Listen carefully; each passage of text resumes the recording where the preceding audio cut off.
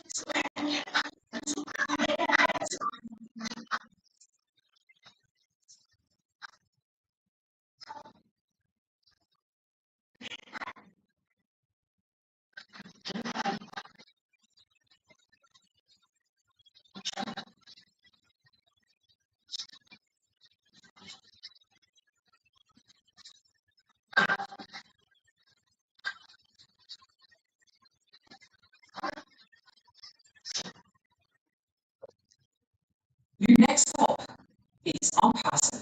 Stand clear of the closing doors, please. Wonderful, wonderful, wonderful. Thank you all very much. And thank you, Lorata Shadari, for that wonderful song, In It to Win It. And of course, I do hope we saw that we are the main partner, one of the main partners with that summit, because we have been partnered with the Dubai Police Department. Wonderful. And so the next thing that we are going to be getting into, of course, is the mindset. Mindset. If you were on the webinar on Sunday with the Dream Team, we hope that you heard the piece there from our CEO, Ash Mafari. And if you haven't, please take a look at that webinar, which is Sunday, just Sunday gone, the Dream Team webinar. All right. And it is on YouTube. So just take a look at what the CEO said. All right.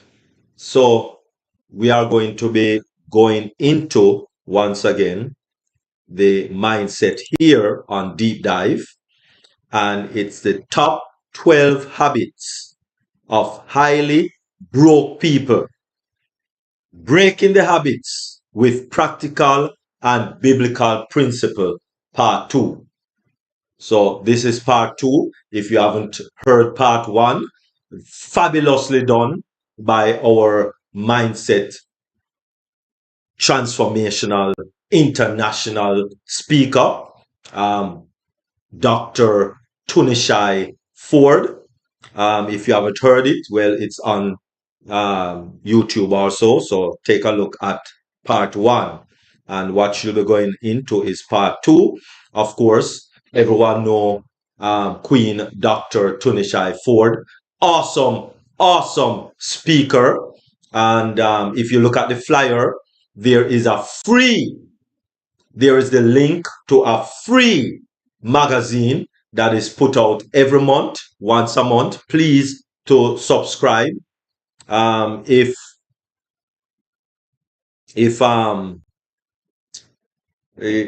the link of that subscription, at least I think I have the link here also. So let me put up that link. Let me add that link here to the repertoire here. Right. So as I was saying,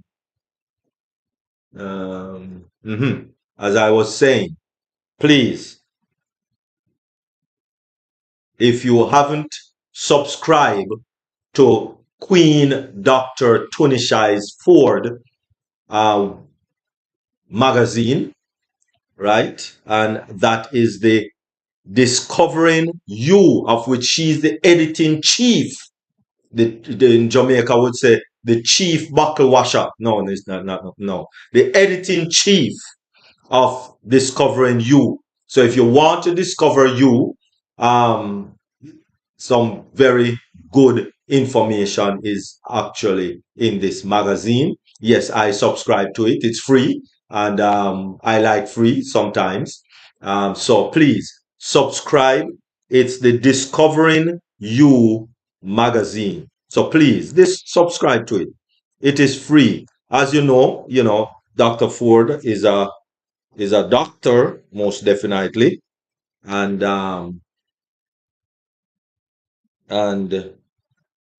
she write 4 books, and she, as I said earlier on, she's the editor and chief of that Discovering You magazine, and I just put the link up there. So please click on the link that is on your screen right now, and please subscribe. It's free subscription. There's no money involved. And read those magazines. You can also comment on the magazine, and you can also submit articles if you so desire. Quite possible Queen Dr. T will tell you a little more about that. And so she's also a TV talk show host and many other. Oh my goodness. Listen, I can go on and on and on and on, but I know you want to hear the mindset from Dr. Tunishai Ford. And so at this time, we will be turning the mic over to our mindset with Dr. Tunishai A. Ford. Thank you very much. Good evening. Good evening. Good afternoon. Good morning, wherever you are in the world. I am so honored to be able to present part 2 of this event. I see the link. If I click on this minus sign, will that click do that? Okay, I see now. Okay, it was in my way, Dr. Derek. I'm sorry. Anyway, I would like to present part 2 of the presentation that I did last week. And as Dr. Derek so eloquently stated, it is the 12 top habits of highly broke people. And again, you may say, Dr. T, why are you presenting habits about being broke? We're not broke. We're going to be wealthy one day. Yes, that is the point. We want you to be wealthy. But guess what? Before you get into that wealth mindset, some of us, all of us, maybe just a few of us, I don't know. I don't know where you are. I'm not accusing. But I want to make sure that we are ready when the money does come, because if you aren't ready for the money, you're going to carry in habits that will hinder you from actually enjoying the fruit of everything that Mr. Ashton Parr is giving us. So again, I'm going to do a recap of what I stated last week. One of the things I said to you all was this. According to the Global Wealth Report, it was unveiled that there are 59.4 million millionaires around the world as of 2022. This number accounts for a little over 1% of the world's adult population. They are the minority and control 45% of the household wealth globally. Now, these are two questions that we should be asking ourselves. Number one, what are the wealthy doing differently than the rest of the 99% of the world's population? Think about that. What are they doing different? The second question is, how are they getting more prosperous when the majority are struggling and living from paycheck to paycheck, and they're broke within a week? They're broke. I know many people, when they first get their checks and they pay their bills, they do what they have to do, they are broke. They can't even get through the rest of the month. What is wrong with that picture? And now I made a statement. I made a very profound statement. It goes like this. I said to you all last week that being broke is a lifestyle. Being broke is a lifestyle. And being poor is a mindset. If the Bible says, Jesus said that the poor will always be with you. What did he mean by that? He was talking about the mindset. He was talking about people who have no vision. They lack vision. They lack purpose for their money. So they're going to always be in a situation where they're broke and they'll be poor. And what we want to do with this particular segment, we want to avoid being there. If we're there, dispel those habits. If we're not there, and make sure we never pick them up. So we're going to do a recap of the first 6 that I covered last week, and then we're going to get into the last 6. The first one that I covered last week was the habit of associating with broke people. The habit of associating with broke people. Think about that. Number 2, the habit of spending more than you earn. I'm pretty sure all of us know people like that, right? Okay. Number 3, the habit of not investing. Number 4, the habit of not saving. Number 5, habit of using credit cards with liabilities. And number 6, the habit of thinking negatively. Now we're going to cover the last 6. And I also want to give you some biblical principles that are supported by the Word of God, of the things that God wants for us in terms of our wealth and how He makes money. Okay, number 7, the habit of being lazy. Wow. Golly, Dr. T, are you the hell of being lazy?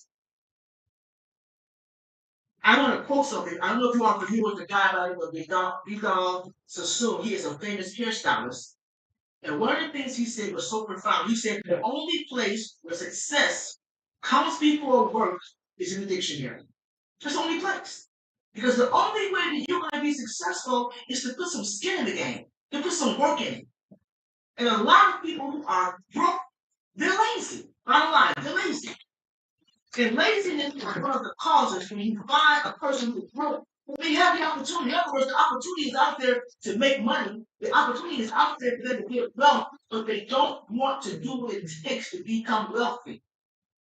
And mainly people who are like that, people who do not have a patient too much. I'm not changing many times over that money is a living entity.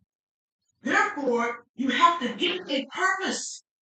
You cannot just have money in your hand and open your hand like water goes to your hand. You have to give it a purpose. You have to tell money what you want it to do, what you want to accomplish it from.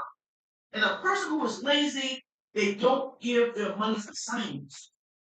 Their monies don't have a purpose. They make money, they go to work, all they do is spend it, pay bills, buy what they're going to buy, and they go through that cycle over and over again. But the money's not being invested, the money's not growing. They're like the gentleman that's in Matthew 25, we talked about the servants. One of them hid their money. They're like that one. They have enough money, but they hide it. They don't utilize it. They don't see it growing. And that's a person who is lazy. Let me quote a scripture in the Word of God. Proverbs 10:4. It says this. This is so profound. Lazy hands make for poverty, ladies and gentlemen, but diligent hands brings wealth. Let me repeat that. Proverbs 10:4. Lazy hands make for poverty, but diligent hands bring in wealth. Doing something with your hands, putting some skin in the game. Let's look at some of the lazy behaviors. People who sleep late. You come in from doing your job, whatever you're doing, and you want to sleep on the days off or whatever you're doing, you sleep late. You don't want to get up and do anything. You have non-productive activities. You're always on social media, and you're hanging out with non-purpose-driven people. And again, you have lack of ambition. So again, number 7 is the habit of being lazy. And you don't want to be like that. I know all of us know people who are like that. They make money, they have the opportunities to bring in wealth and to make wealth, but they don't have the drive. And they don't have the drive because they don't have a sense of purpose for their money. They don't understand. Number 8. Number 8. The habit of making excuses for their failures. Are you familiar with that? Have you heard that one before?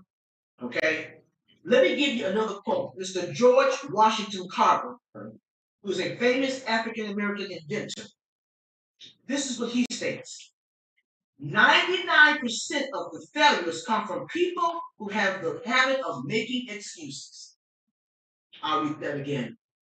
99% of the failures come from people who have the habit of making excuses. There goes that word again, habit. They have a habit of making excuses. Broke people have a disease called excusatitis. That's what it's called. It's called excusatitis. It's a disease. It means being a master of making excuses as to why they are not successful and have reasons just to negatively justify why they are failures. They try to justify it. But I have good news. The disease is curable. There's a cure for it. Okay? They don't have to stay there. Let me give you some facts. The rich or the wealthy people, they don't make excuses. They take 100% responsibility for their failures and use them as stepping stones. I shared that with you too many times ago. I shared that with you several topics that I talked about. I told you that you must take 100% responsibility for your actions. That's what the wealthy do. They don't make excuses when they make mistakes or when they fail. All they do is use it as stepping stones. These are the excuses made by the broke. Number 1 excuse, they say, I don't have the time. I don't have the time. I'm working overtime. I'm putting in all these extra hours. I'm looking at TV too much. I'm a social butterfly. All I want to do is go, go, go. So I don't have time to be investing. I don't have time to be reading. I don't have time to be reading around rich folks and looking at what they're doing. I don't have time. Another excuse is I don't have the money. For some reason, people who are broke, they have to have a lot of money to be wealthy. It's not about having a lot of money. It's about utilizing what you have left over. But when you get money, having money left over and investing that. Finding yourself being around other wealthy people and following their lead. So it's not about how much money you make. It's about how much money you have left over and what you do with it. And that's another misconception that a lot of people have. They don't understand that it's not always all about having a lot of money. A lot of money is just a stepping stone, of course. Of course, you want to have a lot of money, but you have to work your way up to that level. When you get the habit of making excuses, let me just share this with you. The first one is you have to take responsibility. Again, you are 100% responsible for the choices you make concerning your life. The second one is evaluate where you are in your life. Evaluate why you are in this place. Why are you in this place financially? If you're one of the people on this webinar, on the YouTube channel, you're watching this, and you're saying to yourself, that's me, Dr. T. I make excuses for my failure. There's a reason why I'm no further along in my finances. Ask yourself, what do you need to be doing differently? And then the third one again is taking action to order your steps. Choose a new path and take action. So those are the three things you need to do to just change that excuse and titles. That's how you get out of it. Number one, take responsibility. Number two, evaluate where you are in your life. And number three, take action to order your steps. Number 9, and we talk about this all the time, but we're going to relate this to wealth right now. Number 9, the habit of eating unhealthy. For some reason, people who are broke don't seem to understand the correlation between wealth and health. They don't see it. Now, an American humorist, he had no sense to understand. His name was Mr. Josh Billings. This is what he said. He said, health is like money. We never have a true idea of what its value is until we lose it. Now, isn't that profound? Isn't that what Dr. Derek has been saying at the Queen JW? Have they been saying that? Until you lose your health, then you realize how important it is. There are people out there right now who are millionaires, wealthy people in the sense of being wealthy, and they're sickly because they did not take care of themselves. Therefore, you say, they're not wealthy. You're right, they're not wealthy. They just have a lot of money. They have a lot of money. For some reason, they didn't understand that their health goes along with being wealthy. I'd rather just have a couple $1,000s in my pocket or in my bank account and be healthy and be thriving, striving, trying to get there than to be somebody that has a lot of money in my bank account and I'm always gorging myself with the wrong type of foods. Doing things that are unhealthy for my body, smoking, drinking, eating sugary foods and junk foods, processed foods. I'd rather be that person than to be a person that has a lot of money in my bank account. I don't have enough common sense to understand that my wealth or my health is one of the key factors of being wealthy. Another thing, when a person does not eat right, what does it do? It's going to eat up their finances. They're going to find themselves going to specialists, going to the emergency room, being hospitalized. Anybody knows anything about healthcare today, it's expensive. Even people who have good healthcare, they have what we call out-of-pocket expenses. Okay? Very expensive if you don't have it. So just think, if you're always going to the doctor, a lot of times, you may have to go to a doctor that's not even covered by your insurance. And you can avoid all of that by just doing what? Learning how to take care of you. So healthy is all part of being wealthy. But a broke person, a person who doesn't practice this, will never understand the correlation. So again, number 9, the habit of eating unhealthy. Number 10, the habit of taking little to no risk. That's a habit of many people. The habit of taking little to no risk. When a comedian spoke for Mr. Jordan Belfort, he's an American stockbroker. This is what he says. Playing it safe and taking no risk is a shortcut to poverty. I'll do that again. He says playing it safe and taking no risk is a shortcut to poverty. In other words, if you're going to be wealthy, you have to take some kind of risk. Look at our country. Many of us, there's so many people, I don't know who they are, but there's so many people who did not even pay for the initial startup fee on passive. Somebody else paid for it. Because they want to see these people, be part of the game, to get it to win it. But a lot of those people didn't have enough wherewithal to say, okay, I'll invest for myself. I'll get involved for myself. If you want me in it, you put me in. That was their attitude. And there's so many out there like that. You already know that. But if you're going to be successful, if you're going to be wealthy, you've got to take risks. But I don't mean just do something haphazardly. I'm talking about calculated risk. I'm talking about talking to wealthy people, reading books, reading literature, going to webinars, seminars like this, and learning what it means to invest, learning what different avenues it takes to build wealth. So I don't want you to just take risks and be taking risks because I said so. I want you to take risks that are calculated. And also, this is very important. If you think of the worst case scenario, which is what? Losing everything. If that's one of the risks, whatever you're trying to get involved in, then run away from that. That's not a good investment. Because whatever you're going to get involved with, it should not make you broke, or should I say poor, to the point where it wipes you out. That's not a good investment. So take your time. You want to take risks. You have to take risks. But many of us aren't passive there than a risk. But we're here and we know it works. I don't think I shared this with you all before, but I became passive. Tony and I spoke with Tony, Antoinette Coleman, and we had someone from On Passive to talk to us about it. And guess what? The kind of person that Tony is, and I really do appreciate this about her. She was online. She was investigating Mr. Asper Farm. She went on On Passive's website. She wanted to check it out, get the history, find out who was on his team, find out what they were doing. Because she wanted to make sure before we paid $103 US, it was legit. It wasn't about the money. It was about what are we getting ourselves into. Would this be a good investment? Would this be a good risk? So the rest is history, right? 59, here she is. We're on this level now, right? So that means that we know we made a good investment. We know that we took a good risk. But there are a lot of things out there, ladies and gentlemen, that we know are scams. You know, there are people who are wicked, they'll take your money. This is why it's so important to follow the lead of people who are making good investments. Talk to a person that you know is wealthy. See what they're doing. Okay? Investigate it. Call the Better Business Bureau. Find out if they're listening with those people. Don't just go out there and do something. But you must take a risk. There's things out there that we can do to make sure and to ensure that we're making good choices. The people who are broke, they don't take risk at all. They'll be making up.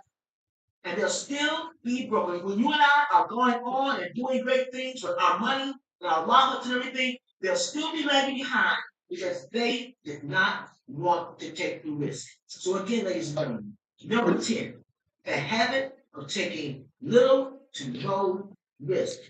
How do you want to start? Well, this is what you need to do. You need to face your fear. Face your fear, because it is a fear. All right? And again, you want to be cautious when you take your risk. And again, you never take a risk where the worst case scenario is that you will lose everything. That was not a good decision. Never invest in anything when the cost of it you'll lose it all. Because that's discouraging. You want to follow someone else's lead who you know will be a positive outcome. All right? That's number 10. The habit of little to no risk. Taking little to no risk. Number 11. Number 11 is the habit of procrastination. The habit of procrastination. Procrastination is the fear of success. And there's so many people who are in this category. I would dare to say that all of us at some point put things off, especially when it came down to our monies, because we were afraid. We didn't think we could accomplish that. So instead of us going on a particular path that we know we wanted to go down, we didn't do it. People procrastinate because they are afraid of success, because they feel like if they move forward, then they're going to start being responsible. Because when you go after a goal, it takes you being responsible. It's a very, very heavy weight to carry sometimes, and it is. And I know you've heard me say this before. One other time I said to you all, I said, I may be afraid of success, but I wouldn't have it any other way. And I knew that. Sometimes success is scary, especially when it comes down to living out your dream, walking in your purpose. Now, understand, God is the best employer. He gives the best benefits. But when you get in the game, when God calls us to greatness, He's going to give us the finances. But guess what? It takes a responsibility. Money does not fall from trees. The one of God, He gives you a hammer to get wealth. You have to say, I'm going to go in my pocket and give you some wealth. No. Quick schemes. No. No get rich schemes, not with God. Not with God. He's going to give you the abilities. Everything you need to become wealthy is in you already. Everything you need to go out there and do what God has called you to do is in you already. But people who procrastinate, they don't see that. They're afraid. They allow fear. Fear is that what that false evidence appearing real because the issue is bigger than they can fathom. So therefore, they stay away from going after wealth. Why? Because that means they have to be responsible. And they're afraid to be responsible because they feel like they fail. And so you can always tell a procrastinator because what they'll do is they do everything else. They know they're supposed to be on a particular path, but instead of them walking on that path, anytime something happens, mama call, sister, brother call, everybody's in trouble, everybody's going to be the rescuer. And what they're doing is they're saying to themselves, I don't want to face what I have to do, so I'll be in everybody else's business. I'll take care of everybody else's business because it's easier for me to handle that. I don't want to take care of my own business because then I have to take 100% responsibility for it. That means I have to carry the weight. And they don't want to do that. So a procrastinator is a person who walks in fear because they don't want to do the things it takes to become wealthy. They don't want to do the things it takes to become successful. So again, number 11, the habit of procrastination. And the last one, this is something that Dr. Derek talked about last week. He made mention of this. He said it's the habit of not reading. Ladies and gentlemen, we have to read. We have to read. Benjamin Franklin, a famous author and inventor, we all heard of Benjamin Franklin. He said, an investment in knowledge pays the best interest. Let me repeat that again. He says an investment in knowledge pays the best interest. It pays the best interest. You want to really become knowledgeable. Rich people are self-educated about building wealth, and the poor, the lower class, they read a lot of novels, entertainment literature, things like that. And don't get me wrong, there's nothing wrong with reading novels. There's nothing wrong with reading things like entertainment. But you have to also incorporate other books that deals with wealth building, that deals with changing your mindset about your money, that deals with changing your mindset about success.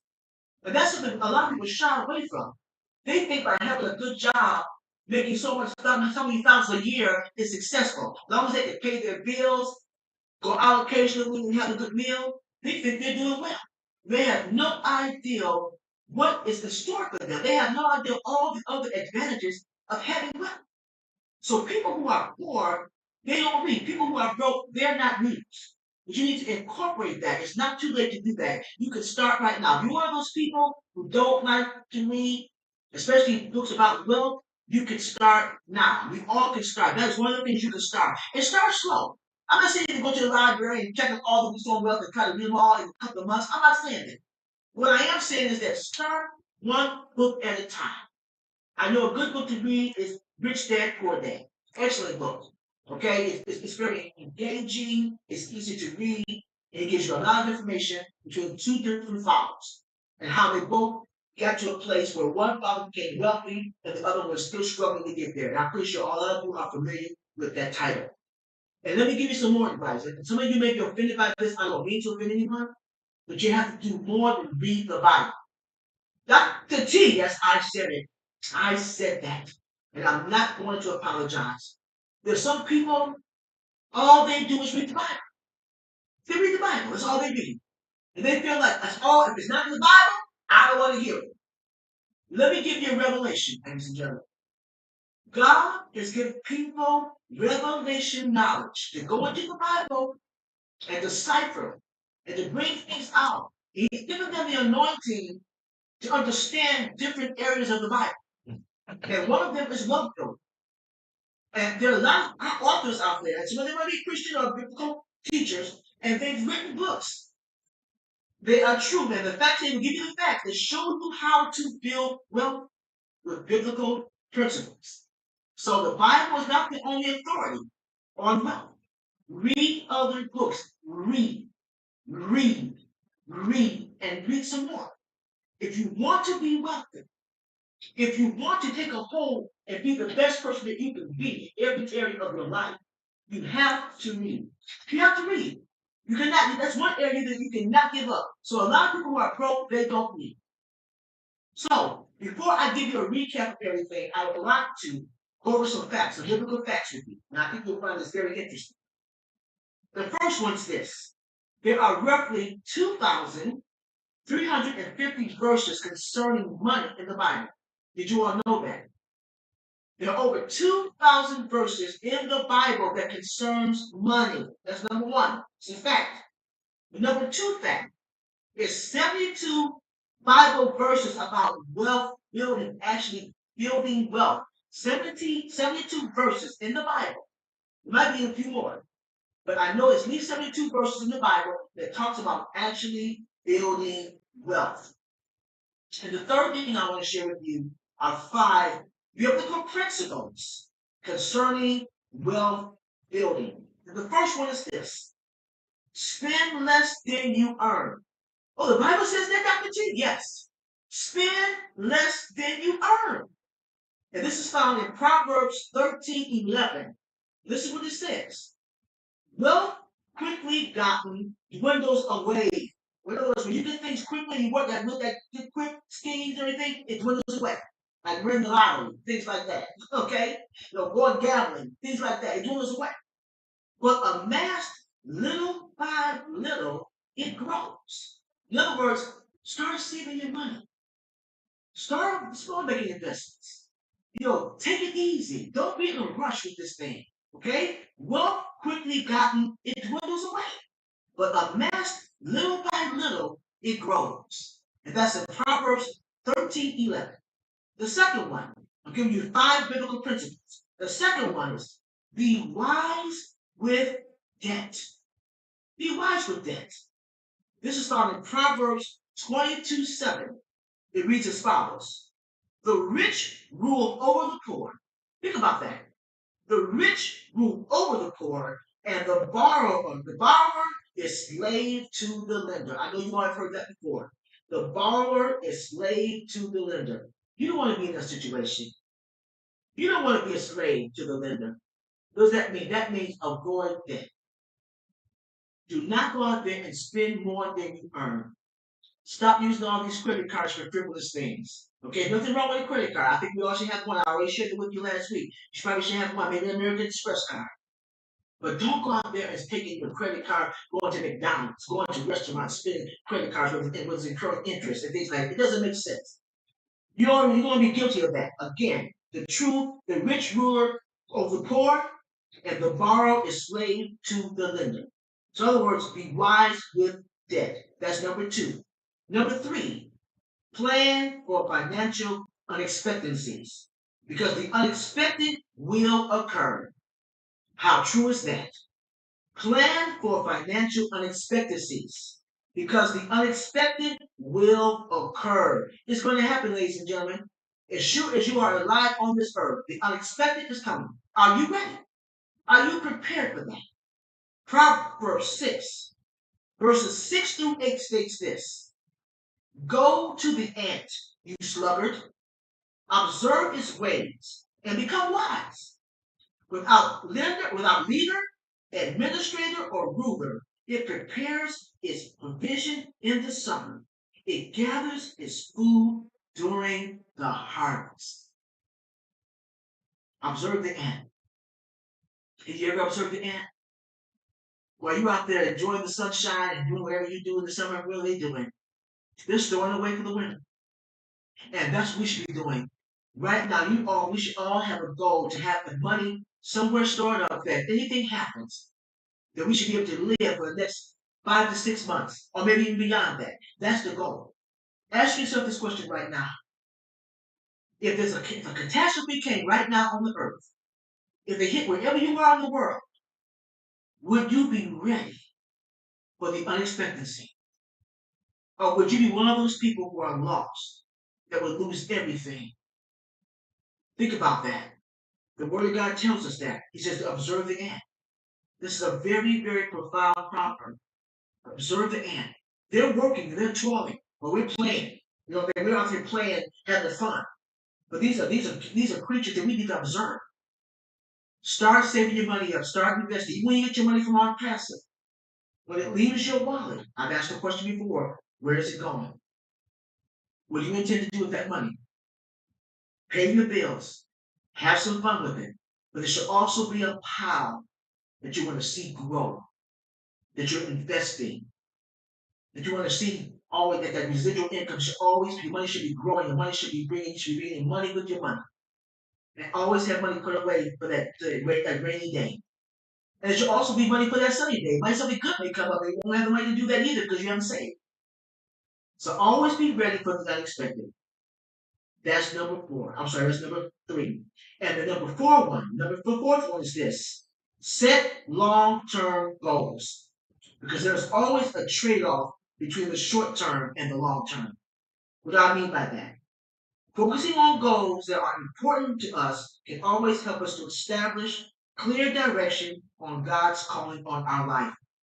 In Philippians 3:14, it states this: I continue my pursuit toward the goal, the prize of God's upward calling in Christ Jesus. Let me read that again. Philippians 3:14. I continue my pursuit toward the goal, the prize of God's upward calling in Christ Jesus. In other words, prepare to do all the things that you have purpose that God has purposed for you to do. Be ready to take that method, to take that leap. Make sure you're going down that road. Plan. Do the things it is necessary to plan with pursuing your purpose. And the last one, number 5. Okay, we're looking at 5 biblical principles concerning wealth building.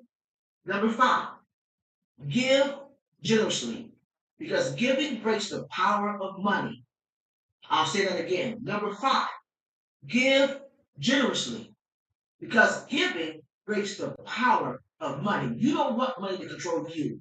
You want to control it. And the way by doing that is to give. Because that's a spiritual principle. When your hand is open, that means that somebody can put something in it. As well as something go out of your hand, that means that somebody can put something in your hand too. Blessings go both ways. The door swings both ways. In the scripture, 2 Corinthians chapter 9, verses 6 through 9 states this. Consider this. Whoever sows sparingly will reap sparingly. And whoever sows bountifully will reap bountifully. Each must do as already determined, without sadness and compulsion. For God loves a cheerful giver. Moreover, God is able to make every grace abundant to you, things that in all things, always having all you need, you may have an abundance for every good work. When you give, ladies and gentlemen, that means that God is under obligation to make sure that you have all the resources that it takes to fulfill the wonderful calling that you have on your life. I told you before, He's a great thing for you. When you work for God, He's a great thing for you. And He has the best fringe benefits. Keep that in mind. So again, number 5 is to give generously, because giving breaks the power of money. Let me do a recap. We're going to do a recap of all of the 12 habits. And I believe that when you stay away from these habits, if you have these habits, make an effort to break them. And use the biblical principles that I just shared with you tonight to break these habits and move forward into wealth building. The first habit, again, is the habit of associating with broke people. Second habit, is the habit of spending more than you earn. The third habit is the habit of not investing. The fourth habit is the habit of not saving. Number five, habit of using credit cards for liabilities. Number six, habit of thinking negatively. Number seven, habit of laziness. Number eight, habit of making excuses for their failures.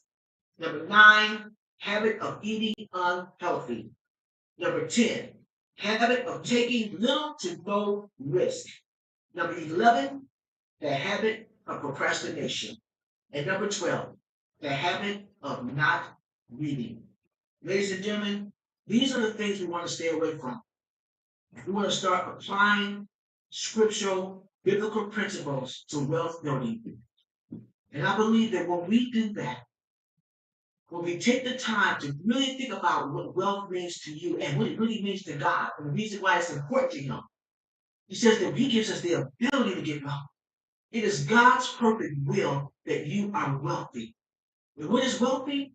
When every area of your life, when every area of your life lines up with His word. Finance is just one of the fringe benefits of wealth, but your health, having a strong family life, good relationship with your friends, good relationship with God,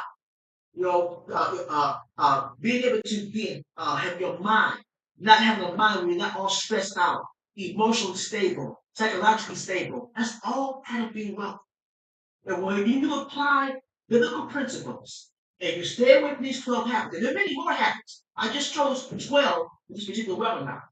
When you stay away from these habits, I promise you, you'll be well on your way and fulfilling the call in your life and really enjoy God has called you to do.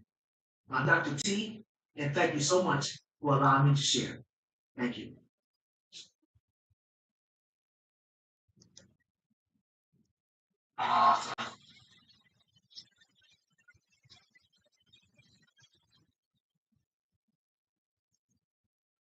Wonderful, wonderful, wonderful. Oh my goodness, those 12 habits, if they haven't shaken your bones, rattle your soul, and re-stir your mind, then, oh my goodness, nothing will. Because those are right on point. Thank you very much, Queen Dr. Tunishai Ford. Really appreciate it. Those 12 habits. Let those 12 habits be a lifestyle. That's the only way to do them. Don't try to do them as an exercise and you do them for 3 months and then you stop. Incorporate them in your daily living. Grab one, put it in your daily living. Grab a next one, put it in your daily living.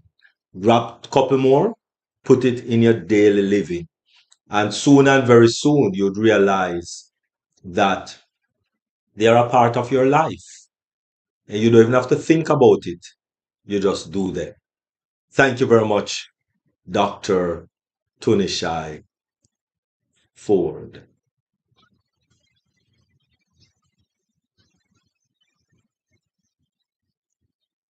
Really, really appreciate it. Really, really appreciate it.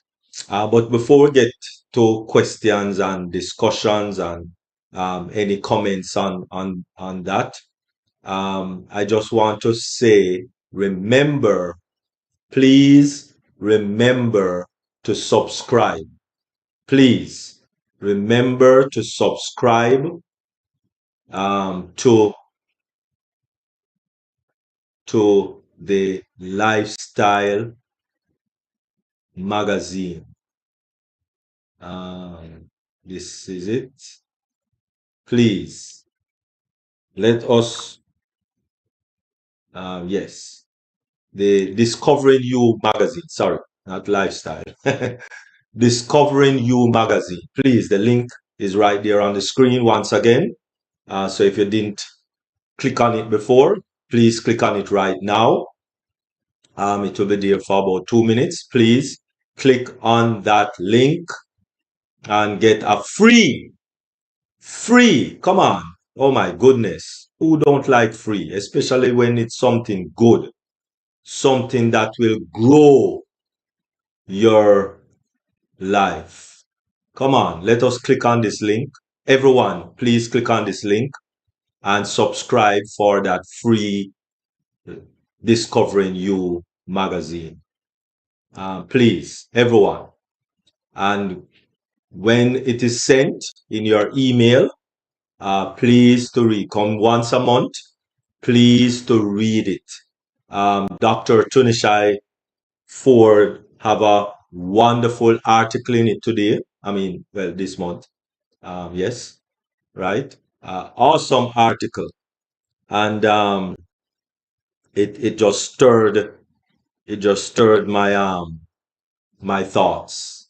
So please, click on the link, download, subscribe to that wonderful magazine, and it's on the flyer. If you have the flyer, it is also there on the flyer. All right, wonderful. All right, thank you very much. Appreciate. Okay, so any questions, any comments for Queen Dr. T? Anyone? Dr. Derek, this is Dr. T. Yes, go ahead. Yes, tell her she has one now. Go ahead. Mhm.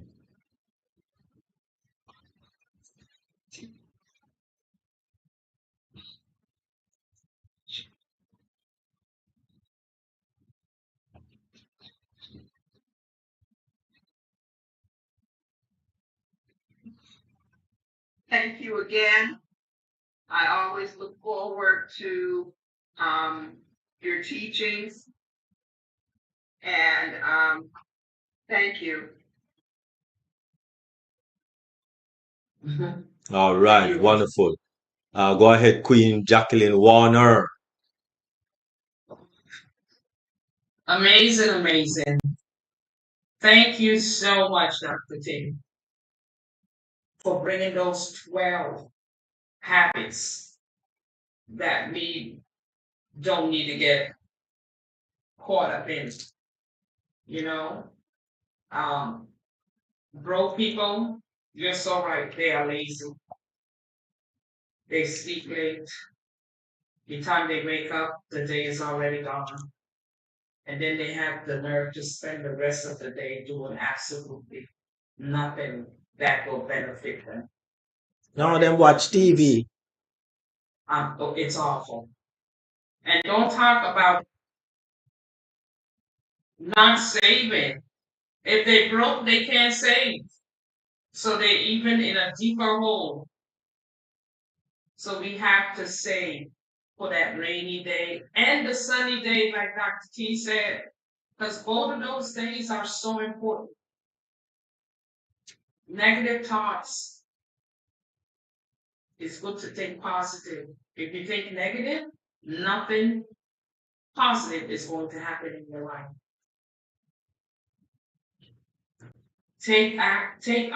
Making excuses. Oh my gosh. I know when you try to tell people about eating well, or even these habits that Dr. T talk about, sometimes they make excuses. Maybe when I get money, that is not a good excuse at all. Whatever it says, whatever you can do now, do it now. You don't wait for later. It can be disastrous. Taking no risk. If we didn't take the risk to get in on passive, where would we be? Where would we be? So, and procrastination, I can be guilty of procrastination sometimes, but I try not to do it too often. but I'm not unfair. I'm not fearful of success. And not reading. A lot of us don't read a lot or don't read at all because I think of social media. Everything is being done. Everything is being said. People don't take the time anymore to voice their opinion anymore. They will send a gift. No one is talking anymore. No one is having conversations. So reading is very important. So Dr. T, thank you so much for bringing those habits to our attention. And like Dr. Derrick says, we need to incorporate them one by one if we fall in any of those categories. So I thank you so much. We appreciate you and we love you. Thank you so much, BJW. Thank you. You're welcome. Wonderful, wonderful. Thank you very much, Queen Jacqueline Warner. Appreciate it. All right, wonderful. All right. Okay, so we are going to now dive into the cyber security. Cyber security. Because as we said over and over, the everyone, well, at least 90% of persons, well, no, 100% of persons that are online, which is about 90% of the world population that is on the internet, and so everyone need to understand or should even have a little knowledge, a little glimpse of cyber security. So it's not just the pickpocket on the bus or in the subway or on the road where you walk, the muggers, or but you have to now be aware of of things that is relating to your online presence. Even if you just check your email every now and again, or you go and look at a YouTube video every now and again, even if you have just a small, amount of presence, doesn't matter how small, we have to now be careful. From once you exist on the World Wide Web, www, from once you exist on the World Wide Web, then most definitely you need this presentation by our First Lady, Queen DrBenny. And of course, she has her PhD in cybersecurity. All right. So it's not any dibby, fly by night person that is giving you this information. It's persons that have served in this capacity professionally, not a hobby, professionally. So if you were to go to a professional, then you will be getting a professional costing, and it would not be $10 or $20. All right. And so take this as privileged to be on this webinar, to be listening to cyber security for free. So please, without any further ado, our own First Lady, Queen Dr. Bernadette in Tinglet. Over to you. Thank you. I don't know if you did great. Thank you. Before I proceed, I want to say good evening to my brothers and sisters, brand ambassadors, affiliates,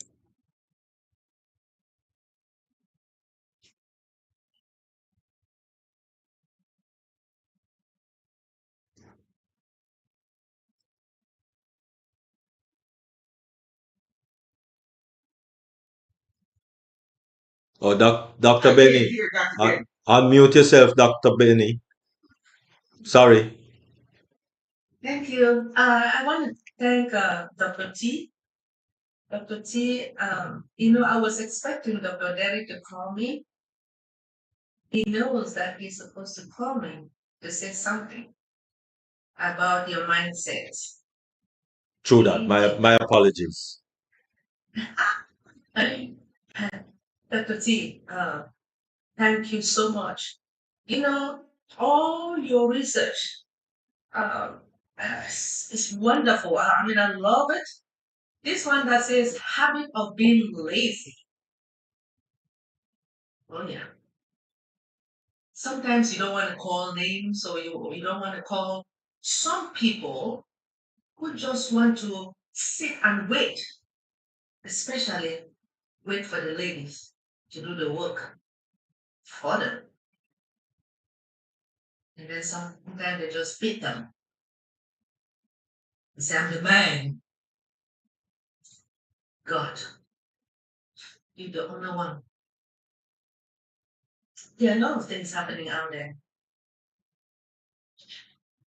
You say something about a habit of eating unhealthy. Yeah, and you say like some of us that eat McDonald's. We're eating McDonald's. Anyway, and taking no risk. Well, Amen. sometimes I try. Ah. I know that it's not, well, it's good to take risks, right? But it's difficult for me to take risk driving. That's one, well, I have phobia in that arena. But when it comes to being lazy, I know that I'm not. I'm trying my best. But there are a lot of people that are out there. You are 100% correct. You are on point with this amazing topic. Thank you for teaching us.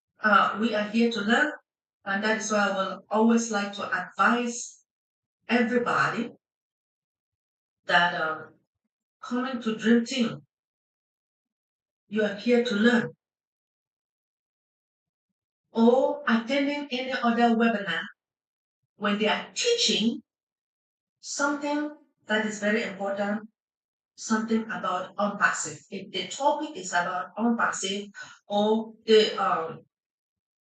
our products or solution, you go and attend those webinars and learn, because you don't have to pay for it.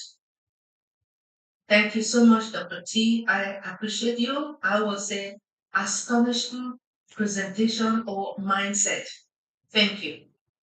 I wanted to say this, Dr. Benny. Dr. Benny, you have taken a risk. You are a part of Unpassing. So you took a risk. So you are a risk taker. Thank you so much. Okay, now, before I proceed again, I want to take this special moment to thank our Heavenly Father for bringing all of us together.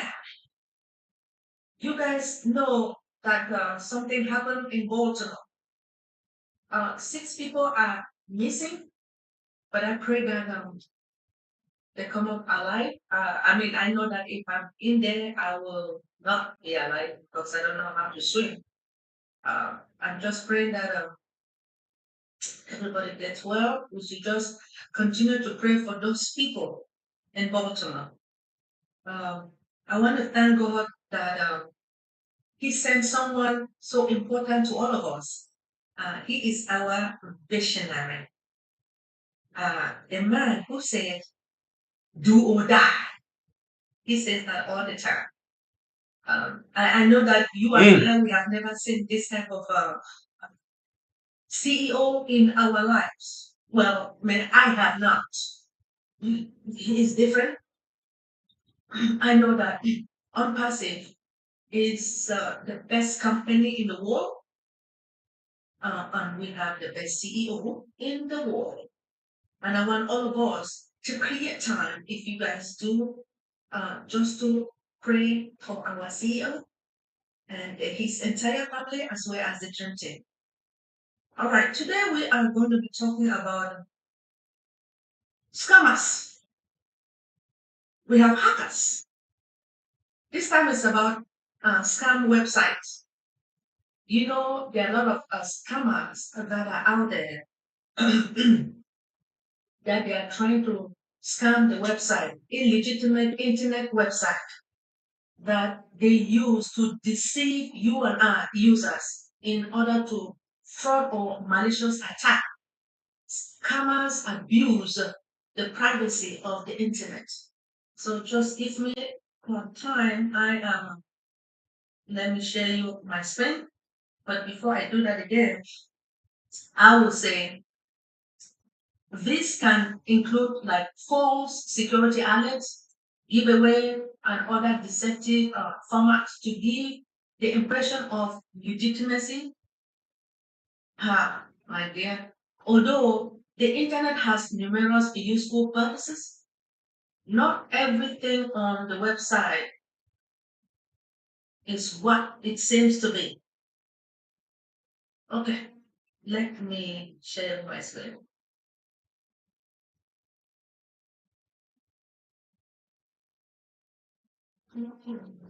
This is it, right? As you present, please select the file. Oh, gee, thank you. As you all know, this is our new baby, right? I am learning to utilize the PowerPoint on our new baby. Or connect, right? So I was supposed to select the file. All right.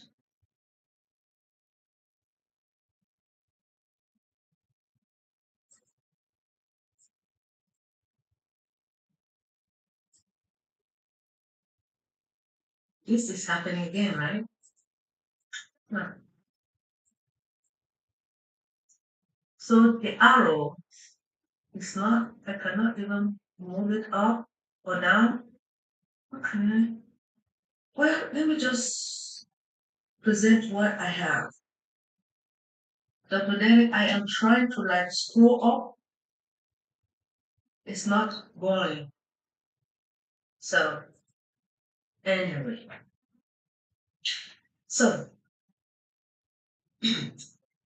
so how does a scam website works? Scam websites work in a wide variety of ways, from publishing misleading information. You guys notice that the scammers are out there doing everything to mislead you and I. Yes, misleading information to promising wild reward in a financial exchange. So the end goal is almost always the same. Now, to get you relinquish your personal or financial information. That is what is happening, Andy.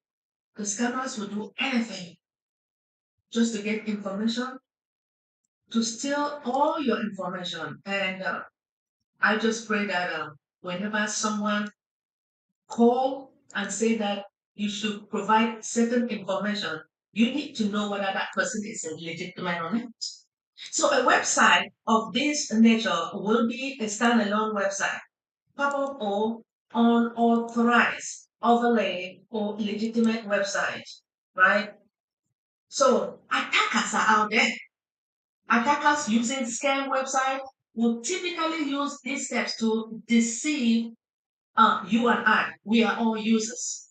So one is called bait. And bait is called, it's spelled BAIT. So attackers will draw internet users to the website through various distribution channels.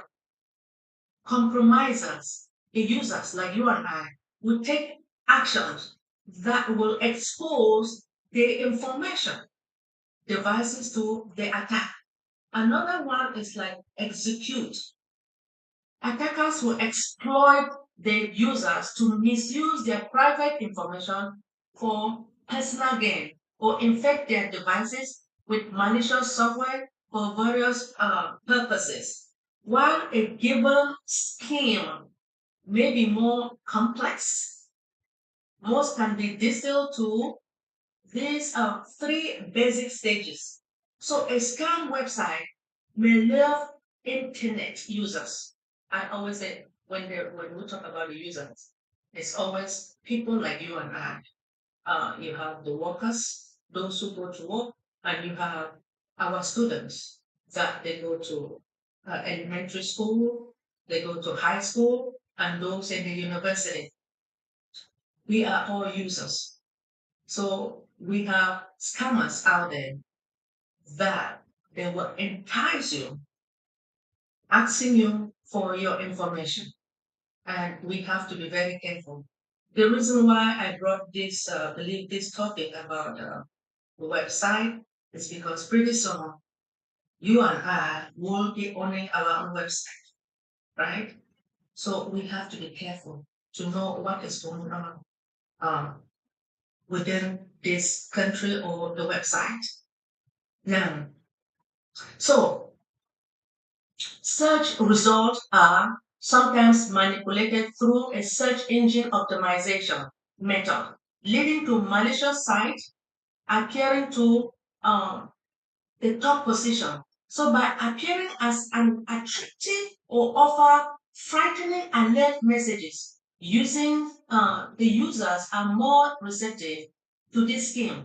So most scam websites are driven by psychological experts to make them work. Now, understanding exactly how this scam tricks you is essential part of protecting yourself. So what I want us to do is that let us unpack exactly how they can accomplish this exploitation. So, how does this scam website exploit you? Now, at their core, scam website it makes users or social engineering to exploit human judgment, right? Rather than technical computer system, scams use this manipulation. They rely on victims believing that the malicious website is legitimate. Remember that when you go to any website, and if you go there, as you can see this website, there is a website. It has to be HTTPS. Remember, there was a time that Dr. Derek was teaching us that if you don't see an S, the S means that it is secure. If there is no X, please do not play with that website. The security is very important to you and I. We have to be very careful when it comes to our information. So some are deliberately designed to look like legitimate, trustworthy websites, such as those that are being operated officially within the government organization. So website design for scamming are not always well crafted, right? So a careful eye can reveal this. To avoid being scrutinized, a scam website will use an essential component of social engineering emotion. So the emotional manipulation, it will help those attackers to create these feelings in their victims. One, urgency. So the time sensitive offers or account security, it will alert, which it can just push you now, immediate action before you think critically. So another thing is like excitement, attractive, attractive promises such as free gift. You know how they will fool us that they will give us a free gift. They're just fooling us now to send in our to send information. So we just have to be careful when they try to fool us with gifts. Be careful. I know that some of us we don't really know. They'll ask us about they'll say they have gift cards, free gift cards for all of us, or rapid wealth building schemes that can trigger to optimize that may lead you to overlook the potential downside. Another thing is about fear, right? False virus infection and accounts alert will lead to panic action that often ties in with feelings of urgency. So when these emotions walk into tandem or alone, now they serve to promote attackers' goals. However, a scam can only exploit you if it feels relevant or readable to you. So many variants of online scams site exist specifically for this reason. So there are a lot of scam websites. I would say some scam websites, like many other scam types, they operate under different premises despite sharing the similar mechanism. Now, as well, what exactly are the premises of scam website that might be useful to all of us? Now, one of them we have like a phishing phishing scam website. You guys notice that I have always been talking about phishing, right? So the phishing website are popular tool that will attempt to present false situation that will get the users now to disclose their private information. With that private information, they may be asking you for your driver license, right? Social security card or your bank account. Which if they ask you for those, you need to know who is even asking, but and why are they asking you? And do not fool yourself to even listen. Because if anyone call you that you don't know that particular individual, I don't see why you answer the phone. I don't even pick up the phone in the first place. So attackers typically bait users now to the website, right? With emails or messages claiming an error or another issue that require your action to proceed immediately. This is what is happening. Now, the scam presents one a situation that asks you to provide an account login, credit card information, or other sensitive data. So this culminates with the misuse of obtain anything that will obtain from the victim of these attackers. And another thing, most of us would like to shop online, right? Online shopping scam website. So, as one of these most prevalent scam, online shopping website, you use a fake or low quality of online stores to collect victims' credit card information. These scams are troublesome as they can sometimes deliver products, services to create illusion of trustworthiness. However, the quality is inevitable. So more importantly, it is uncontrolled gateway to obtain your credit card detail for excessive and unpermitted use. So another scam website is called Scareway scam website. It involves the use of fake security alert pop-up to bait you into downloading. Most of the time when you log into your computer or laptop or sometimes on the phone, they're asking you to download. When they ask you to download something, do not download because you don't even know why you are downloading it, right? So downloading malware will disguise an authentic antivirus program that they do this by claiming your devices that has a virus or malware infection. Fear of urgency that may drive you to download a solution. Now, owning a real internet security suite will help you to prevent malware downloads. But users like you and I who don't have it may fall prey to this sweepstake scam website. Now, another one is called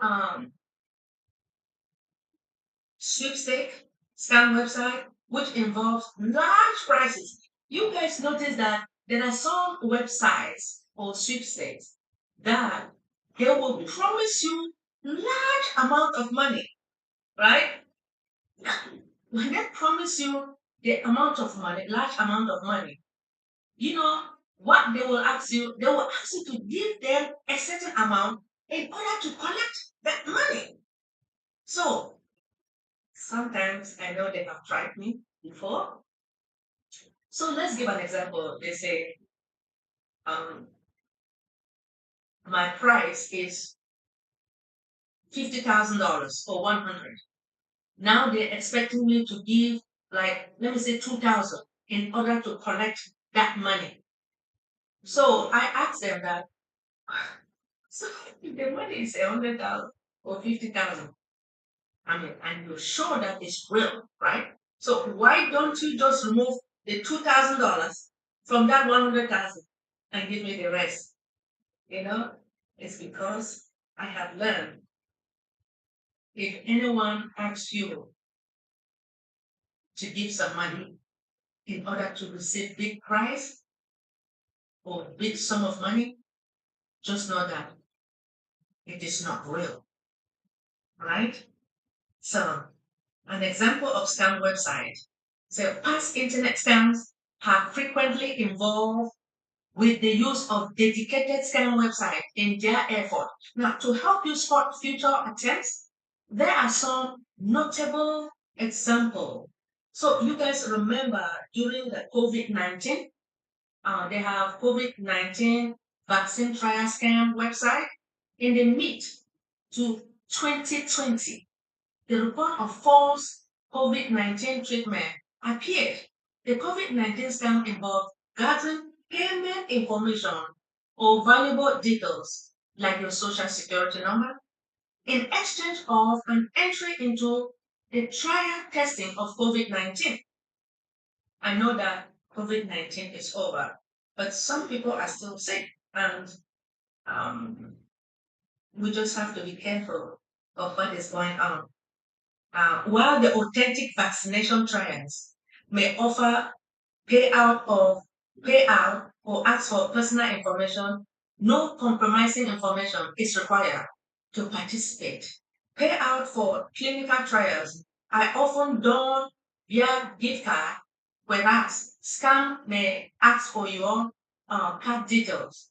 And so, as you know, if they ask for your card details, remember, you don't know them. Why are you giving it to them? Yes. I want us to be very careful, especially when you receive phone calls from scammers or people that you don't even know, trying to fool you that they are calling from your bank, which is not true. And if you think that they're calling from your bank, you want to make sure that it is really that phone number. But you pick up the phone number, you pick up your phone and search for your bank. Let's just give an example, some trucks. I will go and excuse me, and search for the phone number of some trust. I'll call them myself. I want you and I to be very careful, please. So, how to identify fake website? Fortunately, there are several simple ways to protect yourself from scam website to ensure your family and your wallet stay safe as you navigate to the World Web, right? One, we talk about the emotional language. Does the website speak in a way that may hidden your emotions? Proceed with caution. If you feel an elevated level of urgency, optimism, or fear. Another thing we talk about, poor design quality. Now, it may sound a little bit obvious, but look closely at how a site is designed. Look at the website, how it is being designed. Does it have the type of design skills and visual quality that will expect you from legitimate website?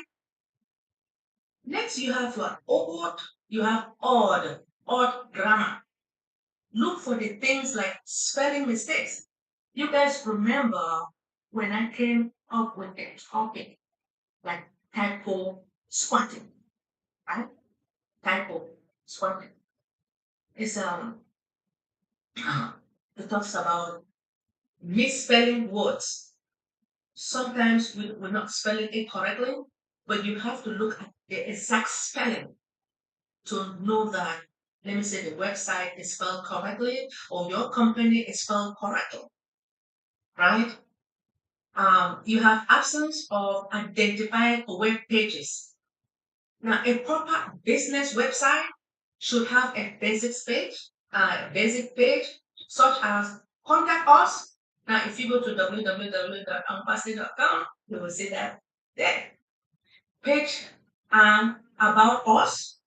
If you go to www.unpassing.com, you will see it there as well. So if you are uncertain, give the business a call.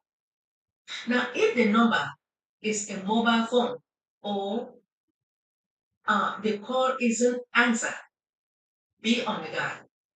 If a business seems to want to avoid verbal contact, guess what? Then I think there is a problem right there. So I know that we have a lot to do. I'm gonna pretty soon stop somewhere and I will proceed next week. But so how to avoid scam website? Avoiding scam website require moving through the internet with what caution and care. So while you may not be able to completely avoid the site, you may be able to behave more effectively to keep them from affecting you. So there are some few things here I just want to say. You should check your domain name, the site set up. Spoof or legitimate site often use what? It use a domain name that will look or sound similar to legitimate site addresses. For example, instead of fbi.gov, a spoof site might use fbi.com or fbi.org. We know that it's supposed to be fbi.gov. Pay special attention to addresses that end in .net or .org, as this type of domain name are far less common for online shopping sites. If you want to dig a little deeper, you can check to see who registered that domain name or the URL, which is URL. Oops, sorry. Be careful how you pay. Now, one good practice is to never pay for anything by direct bank transfer. Be very careful, right? One good practice is to never pay anything by what? Bank direct transfer. So if you transfer funds into a bank account and the transaction is a scam, you will never get a cent of that money. Paying with a credit card offers you some degree of protection, right? As you guys understand, when we join on passive and we have to pay $102, right? Some of us use credit card. Some of us use debit card. And now, remember that we have to pay for our activation fee, right? It is really good for you to use, but some people use crypto and some of us use credit card or debit. It is better for you to use a credit card or debit, because if there is any mistake, the bank can take that money from the other bank because they know who you are, right? So another thing is that there's another thing that says too good to be true, right? The promise of luxurious beyond your wildest dream is like in exchange for a moment of your time or the minimal effort is a successful orchestral practice. Always ask yourself if something sounds good to be true. Is the site selling uh, tablets, PC, or designer trainers for what is clearly a huge, discounted, unbelievable price? Now, is a health product website promising large muscles or extreme weight loss in just 2 weeks? What about a foolproof way to make your fortune, right? You can go wrong if you assume something that sounds too good to be true. Um, do an internet search. Most of us remember when most of the time I always talk about students, right? When you go to school, your instructor gives you an assignment, right? I'm a student or I am an instructor. So I give an assignment to the students. The assignment is given. Sometimes during the olden days, by the way, we still have libraries, right? The librarian, you go there, the librarian will look for that book for you, or they will go now to the computer and do a search for you. And sometimes you don't really need to go to the library. You can also just sit, if you have a computer at home, you can also do your search. Now, if you still can't make up your mind about the website, do some searching to see what other people on that internet are saying about it. Now, a reputation, good or bad, spread widely online. So if others have had bad experience with a website, they are probably talking about it online. So you can go online and you notice that people are talking badly about that website. You learn from it and you don't go and touch it at all.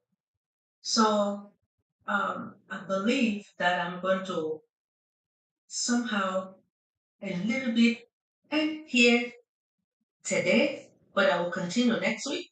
Now, to protect yourself from scam website, it is essential to remain vigilant, right? You and I, we have to be vigilant. Exercise discretion when sharing personal information or making online transaction. I do understand that a lot of us, some of us, we don't want to go to the market and purchase. We just want to purchase things online. But sometimes it's somehow we have, I think it's better for us. Well, for me, I would like to go out there and purchase. But a lot of people don't want to do that. They just want to purchase things online if they want to. By doing that, you provide your personal information online transaction. So educate yourself about common online scams and you may see the red flags right there.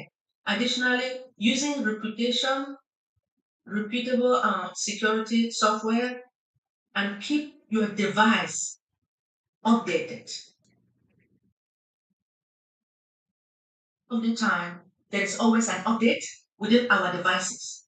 Please, if you see the update, because the manufacturer will send an update for us to click and update our software, our phones, either iPhone, Android, or laptop and computers. Please do so. I just want to thank you all for listening. But before I leave, um, I was trying to scroll up on this and I couldn't. But I just want to take this moment to thank each and everyone listening This is the best time for all of us when it comes to scamming. We are here to learn and to take good care of ourselves, to protect our information. Do not give your information out there. You don't know who that person is. I want to thank our CEO for what he has done and what he will continue to do to help us. And it is being stated that we should be patient, right? And wait. So the patient dog eats the fattest bone. I want to take this moment to thank each and everyone for listening. Thank you.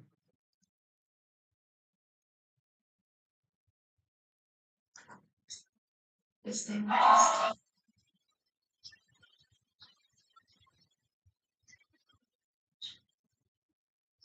Wonderful, wonderful, wonderful. Thank you very much, Queen, First Lady, Dr.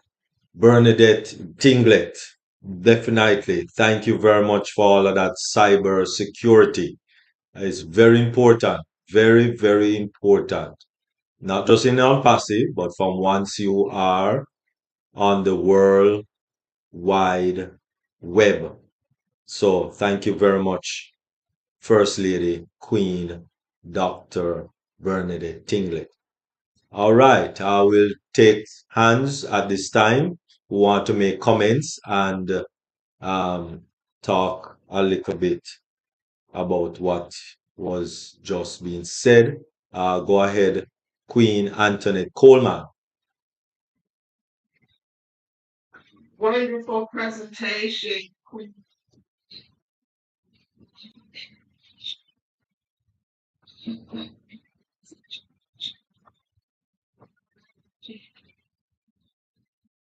Congratulations. I appreciate the presentation as well. Thank you. Thank you so much. This is Dr. T. Yes, Dr. T. Yeah, one of the scenarios that you gave, I was just telling Antoinette that we went through that. I think he was talking about how someone offered to give you a lump sum of money, but they want you to give them so much of it. Yes. And we went. I'm like, my God. And you know what it is? You all may not agree with this, but I think that I don't know if it happens all over the world, but I think that a lot of people want to scam American people because they think we're greedy. I'm just going to be honest with you. They think that we're greedy, therefore we're vulnerable. So we hear a good deal, we just want to make money. That's why I talk about being that quick and get rich quick schemes. So it's too good to be true, like you said. Then it probably is not true. But we've been through that. It's like when somebody gave us an offer and said, "Hey, go to the bank or go to the store and cash this check." It was a false check and take so much money out and give us the rest. We've been through that. It didn't happen, but but we've been through that. I said, "Wow." I called Tony and said, "Does that sound familiar?" So I know what you're talking about, Dr. Benny. Thank you so much for sharing that. Thank you so much. Thank People you. need to know what's going on. I mean, ooh. I don't know either. I'm just,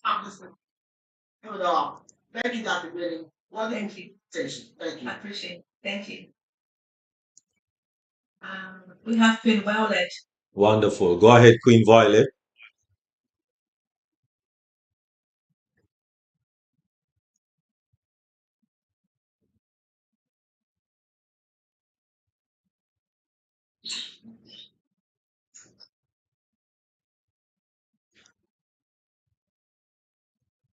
Queen Violet, unmute. Go ahead.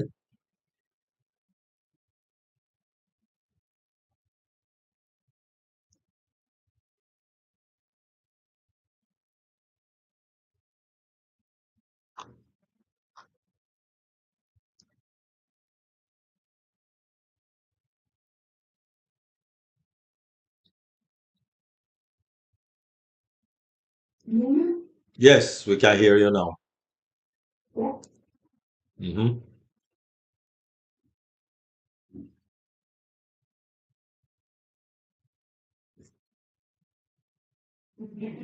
Yes, we hear you. Hello? Yes, we are hearing you. We are hearing you.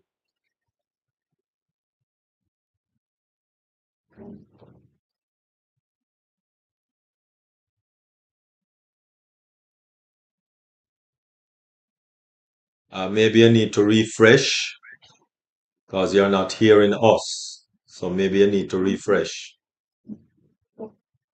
You sound like you're in a submarine.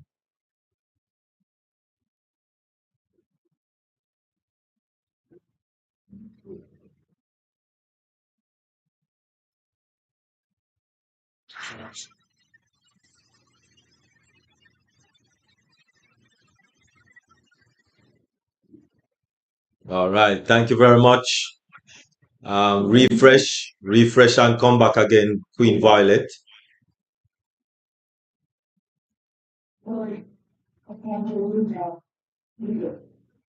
Refresh and come again, Queen Violet.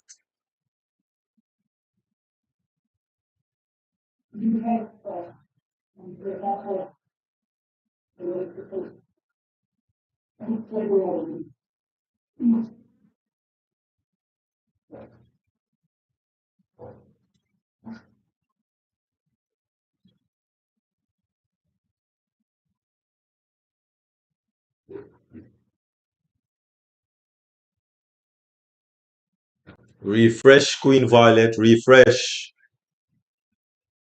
Refresh. All right.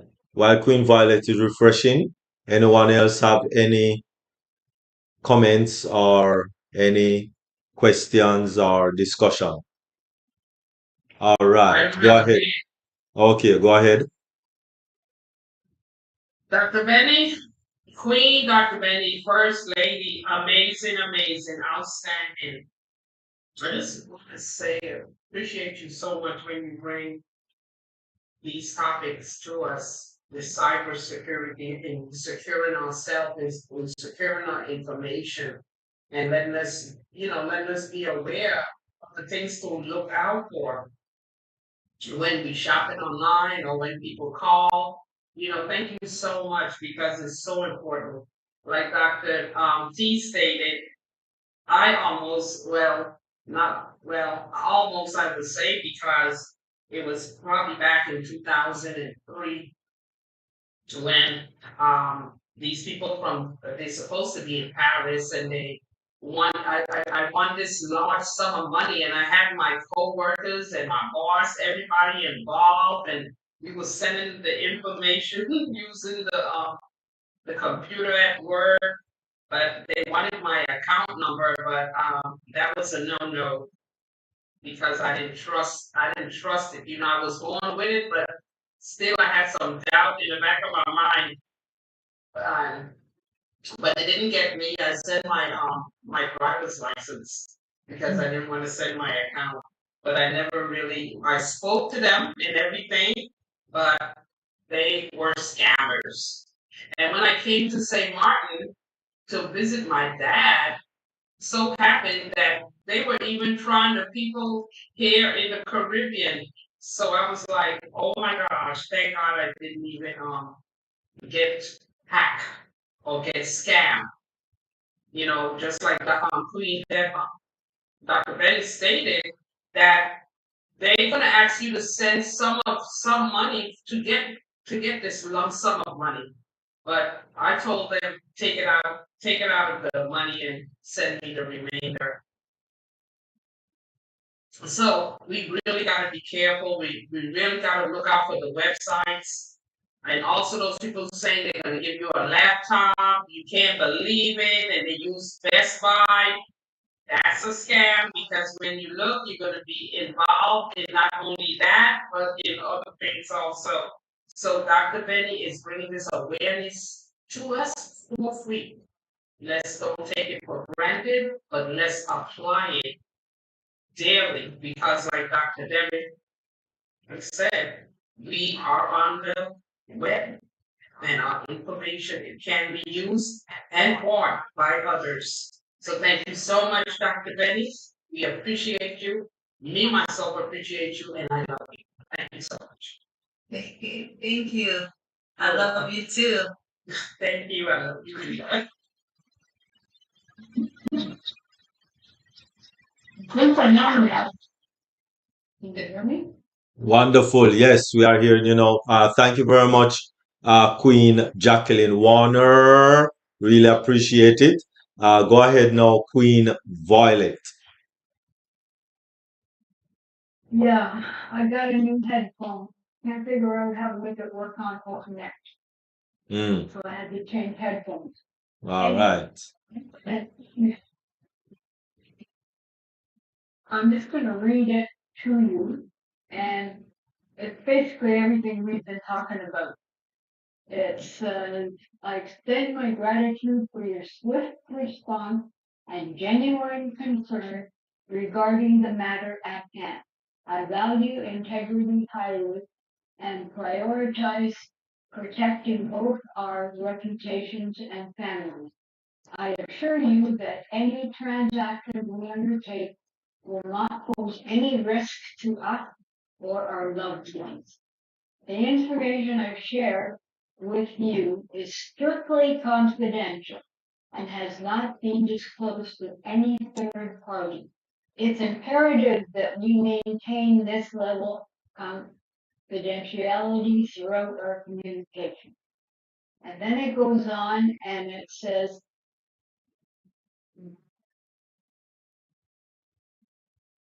with my expertise in the head of money market and my previous role as the personal accountant of the deceased, I possess all the necessary information to conclude this deal in accordance to Hong Kong inheritance law.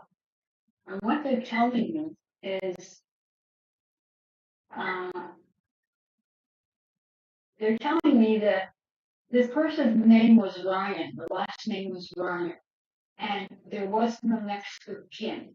So they're looking for someone who has a Ryan last name, and uh,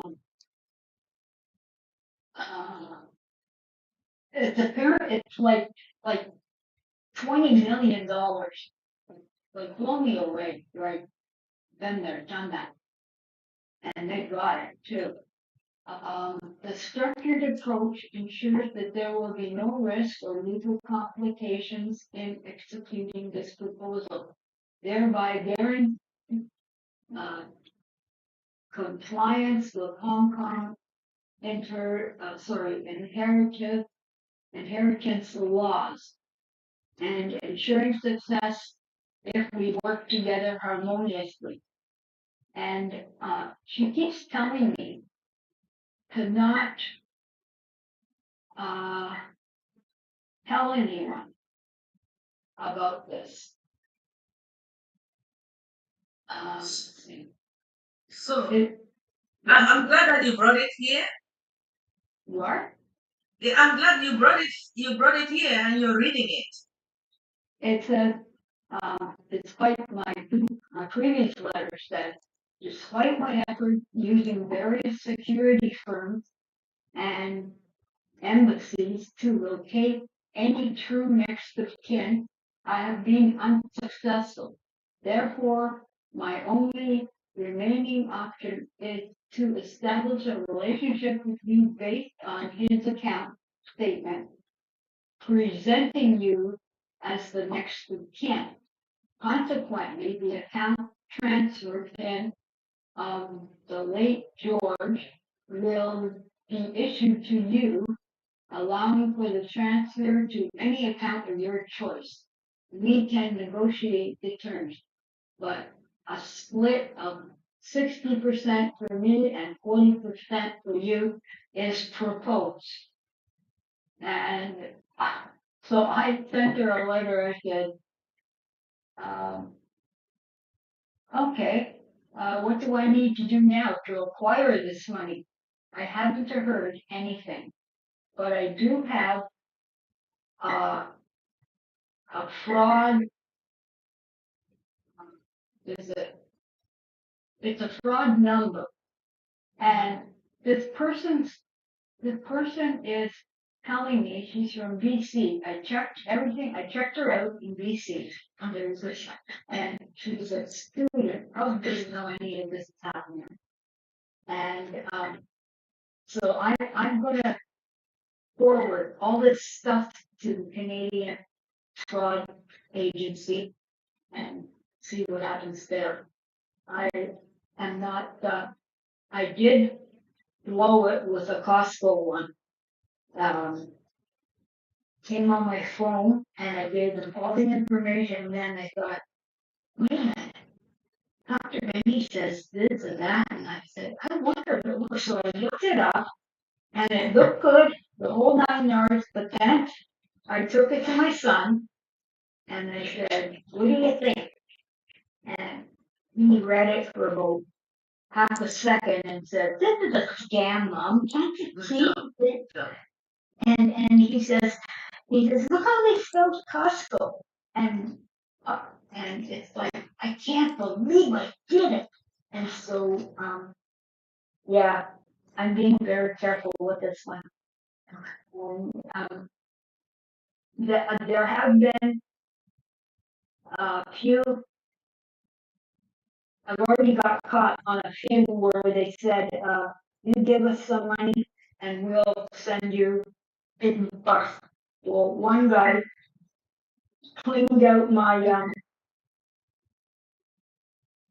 Vertigo CX account. And I was so pissed off. Like, I tell you, when the apples start coming in, I'm going to try very hard to find these people so I can punch them out. I'm serious. They're bugging me. Okay, sorry. It's okay. I'm glad you remember me. Well, I'm glad that you remember me. You notice that she or he says 40% will go to him and then 60% to you. You know exactly. The other way around. That is fake, right? What, 60% to him and 40 to you? That is not good at all. But anyway, by him saying that you should not disclose, just know that it's fake. No, I'm not. I haven't sent anything. The only thing I've sent is when I first got it. I sent. First they sent me. Hello, I'm contacting you once more to gently remind you that it has been 2 days since my last email. So I said, do I know you? What is this about? And that's when I got the one about her being head of the money market treasury and blah, blah, blah, blah. So then I sent, what do I do? What do I need to do now to acquire this money? And then I got, That is your mistake, Queen Violet.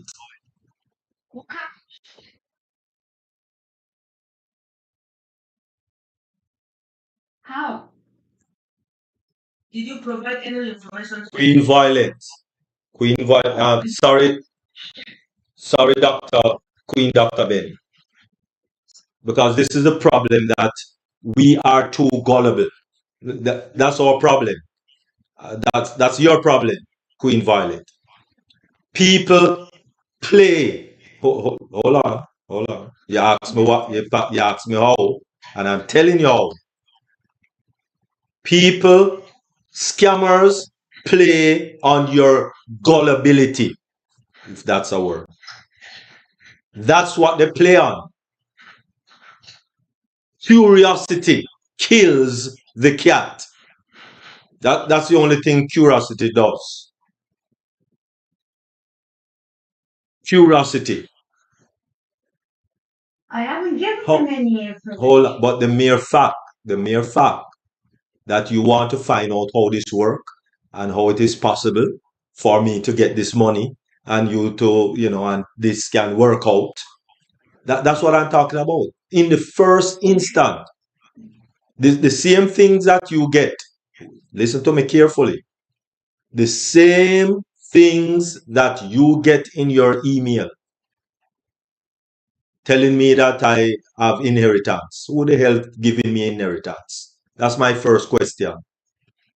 And so I mark it in my email. I mark that email address as a spam. I don't reply to it. I don't answer it. I don't ask no question, because there's no way on the planet I am getting no 5, 10, 20 million dollar inheritance. No way on the planet. Okay? Yes. There is no way on the planet I am getting a 10 million inheritance. And then the email is going to say that you get 60% and I get 40% and they get 40%. That don't make no sense. Queen Violet and others, stop responding to these emails. That's where it starts.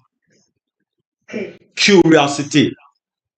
That's where it starts. So I knew this was a scam from the first time I read it. So why respond to it? Because I wanted to see how far it would go. For what reason? For what reason? But you just need to report it from once you realize it's a spam, a scam. You don't need to see how far it goes to report it. You realize from the first email they send you, you know that it is a scam. You don't need to see how far it go to see if it is a scam when you realize that it's a scam from the get-go. That don't make no sense, Violet. That's what I'm saying. The people prey on our, pardon? Maybe I'm the dead cat. But you don't need to be. Stop responding to these emails. Stop. Right? A little old lady down the road, talked to me the other day, and we were in a conversation and what have you. And she just yesterday, no, the day before we spoke, just the day before, which was maybe last week or 2 weeks ago, just the day before she spoke with me, and she relating a situation that she talking to this someone online and blah blah blah, and they are promising her to send some money for her, but she need to go to Walgreens. She need to go to Walgreens, buy some gift card, put $200 on each gift card. That's 10 10. She need to buy 10 discard, 10 gift card, right? She need to buy 10 gift card and put $200 on each gift card, right? $200 on 10 gift cards. Send them the number of the gift cards for them to do the transaction for her to get 20 million. We need to stop. Why do we do these things? You following up to what? You don't need to follow. Report it. If you have that energy and all of that to report, just report it. You know it's a scam, so just report it. You don't need to follow up nothing, Violet. You just. I'll work on it tomorrow. Just report it. Yeah. You don't need to follow. So the person gone with about $2,000.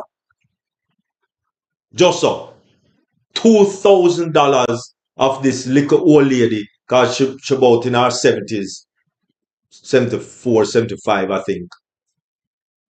$2,000 gone just like that. So she did it, eh? Yeah, I said, just the day before. And I said, you know, it's a scam though.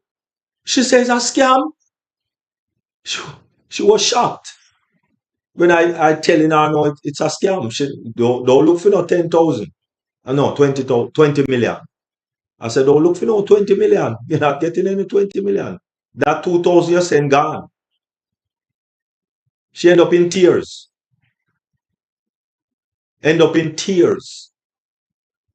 Sure. Okay.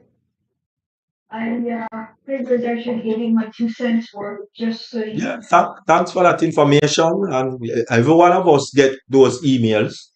I get email that I have an inheritance of 10 million, but the only way they can send me that 10 million is if I give them 2,000.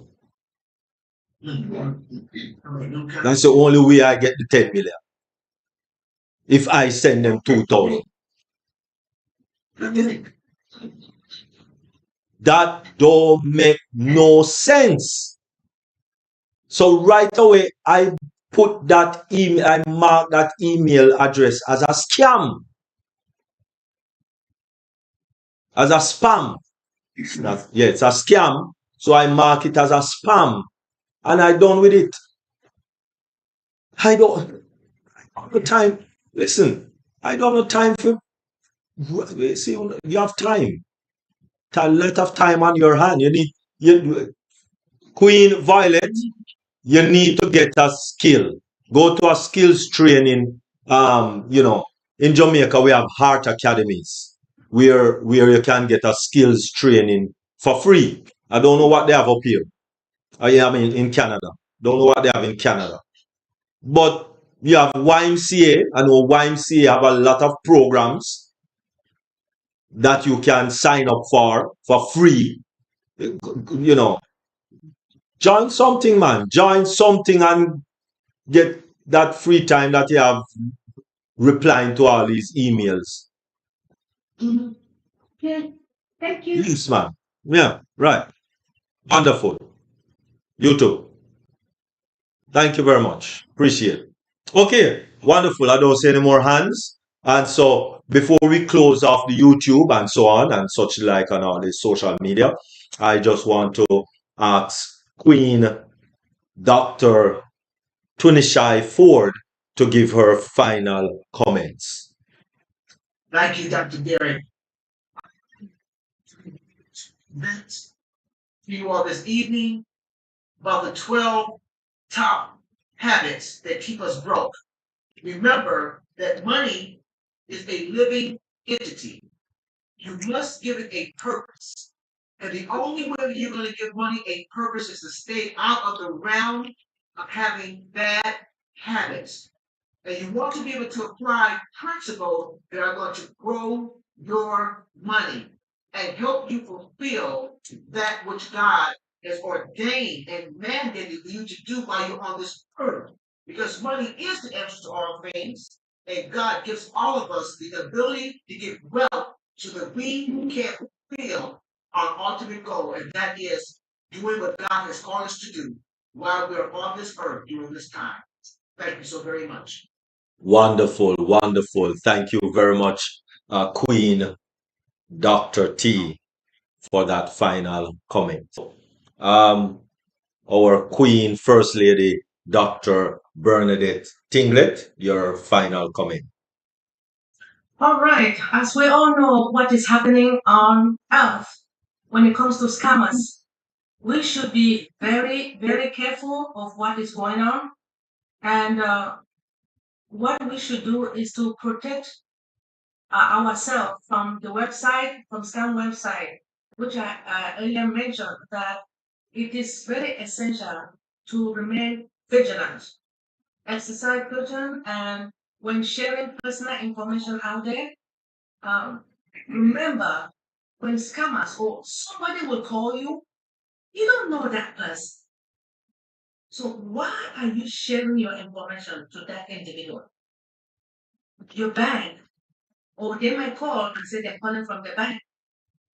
as I mentioned from the beginning, if somebody calls you that they're calling from the bank, oh, this is SunTrust or Bank of America or Capital One. So what you will do is that you will go back, let me just say, you can look any of your information and find out, or you can go to Google and type the phone number of any of those banks, call to find out if it is that, if they are the one really calling you. Is it really true? Because I don't think a bank will call and be asking you for that information. I believe that they will ask you to come, go to the bank, and you don't know who is calling you. So we should be very vigilant.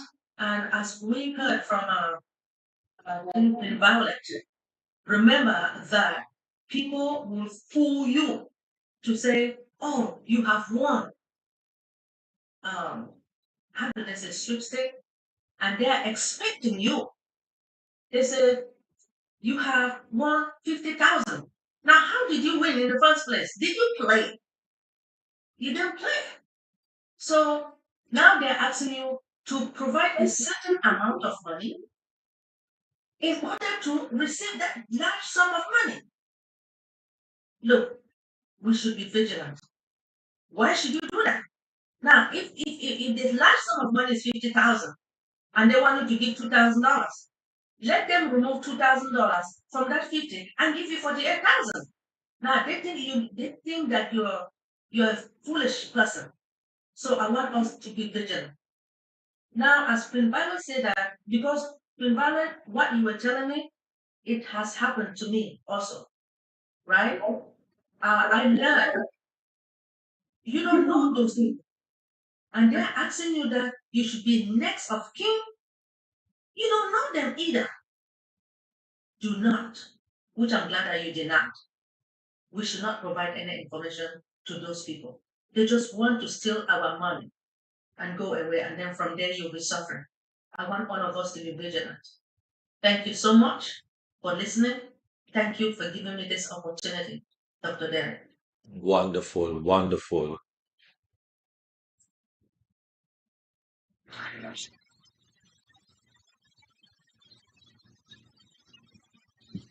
All right. Thank you very much, our two presenters, Queen Dr. T and Queen Dr. Benny.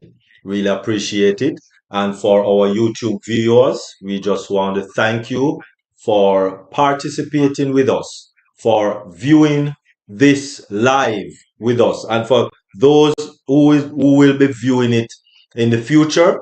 We do hope and trust that you subscribe and you also click notification all, that you will get these information, these YouTube coming straight to you when we go live.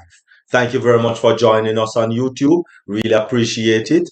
And as we continue here, for those of you on YouTube, if you are privy to the link to join O Connect for free, you can get that information from the person who gave you this information.